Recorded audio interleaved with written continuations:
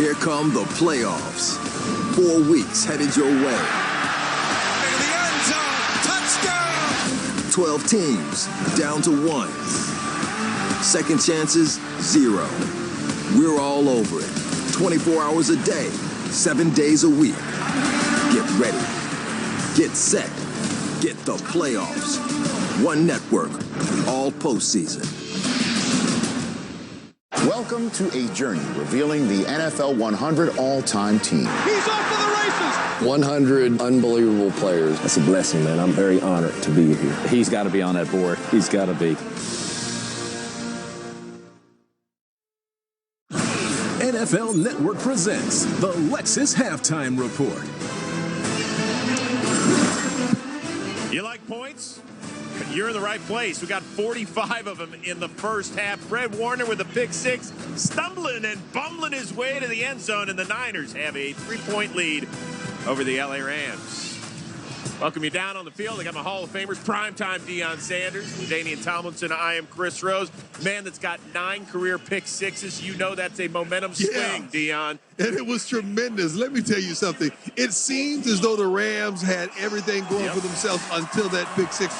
The field was electric here in this stadium. He read this play. This was a play that the Rams had a lot of success on. They were running it repetitively. And let me tell you something. He made a great read, took it to the house, and that's what you want. This is the way to change the momentum of the whole game, and that's exactly what he did. Really one bad throw for Jared Goff in that first half because he looked tremendous other than that, LT. Yes, he did, Chris, and I thought the Rams did a great job of keeping Jared Goff on the move. You know, the 49ers defensive line really couldn't get a launch point to where Jared Goff was because they kept him on the move with boosts and rollouts, and I thought that was the key to the first half. If you notice on that interception, it was just a drop back pass. They didn't put him on the move right there, and so the Rams have to get back to getting him on the move, but it started with their run game and Todd Gurley.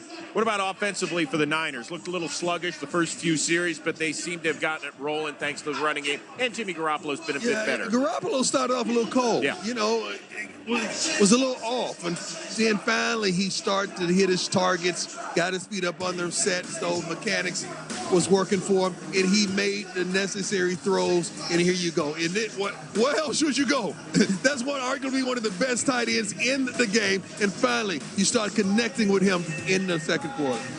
Yeah, I just thought, you know, early on he might have had a little nerves. He overthrew a couple of people, and also on that one big one to Kittle, he just missed him on the outside. If he throw it on the inside, that might be a touchdown. So he settled in nicely late in the second. And finally, Deion, in the pregame, we talked about Jalen Ramsey. Yeah. No picks this year. Somebody's inspired because 21's in the house. Hey, 21's in the house. Hey, my man knows I'm here tonight. He knows I'm here tonight. And this is a guy, regardless of what he's done in the past, you don't play with this guy too much. You know he's going to make a play sooner or later if you keep provoking it. And do you have the healing powers or something? Because we heard he was doubtful, and the next play he's back out there with that bad knee. The dogs hunt when it's time to hunt. You know that. That's the way it goes. All right, we're ready for an exciting second half, no question about it. 45 points here in the first half, thanks in part to Raheem Mostert.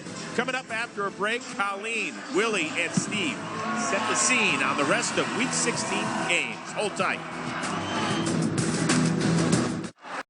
Week 16 of the NFL season continues tomorrow on CBS and Fox. Check your local listings for the game in your area. Stream games on mobile with the Yahoo Sports and NFL apps. This broadcast is copyrighted by NFL Productions for the private use of our audience. Any other use of this broadcast or any pictures, descriptions, or accounts of the game without the consent of NFL Productions is prohibited. Tomorrow, 9 a.m. on NFL Game Day morning, Michael Irvin sits down with Ezekiel Elliott as the Cowboys get ready for their huge NFC East showdown against the Eagles. Here's a sneak peek. We know the group of men we have in this locker room. We know the talent we have. We're not happy where we are, but it's all right there in front of us. Once regular season is over, it doesn't matter if a team's won 12 games or a team's won 6 games. We control our destiny, so I mean, we just got to go win the rest of these ball games, and we just got to give ourselves a shot. We got to get in those playoffs, and once we get in there, anything can happen.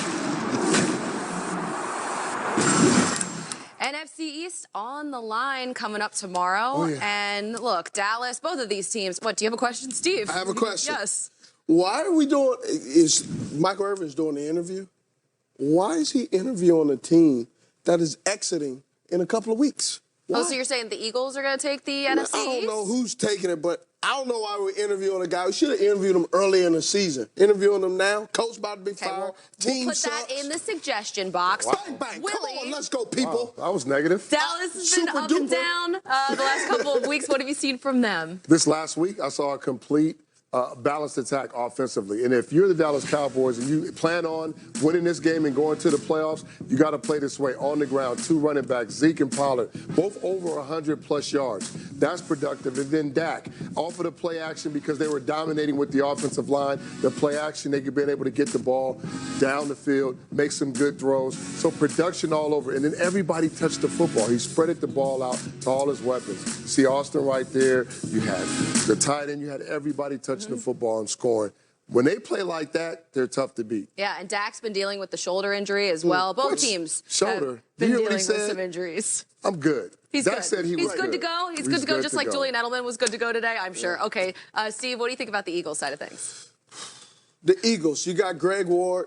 He's stepping up. He's doing a fantastic job. They're getting guys fresh off the gurney, right? Guys are just practice squad. This is a team that I don't know what they're doing. I'd say they're resilient, perhaps. Yeah, they are. But you know what? They're not resilient. It's not going to happen. It's not going to happen in the fourth quarter every game against good teams. Right. It can't. Listen, both of these teams should be a lot better. This should have been a better division this year, but coulda, woulda, shoulda. Not going to happen. We'll see who wins the NFC East. Coming up tomorrow and coming up next, second half action of Niners and Rams. Niners lead by 3. Thank you for watching the Lexus Halftime Report.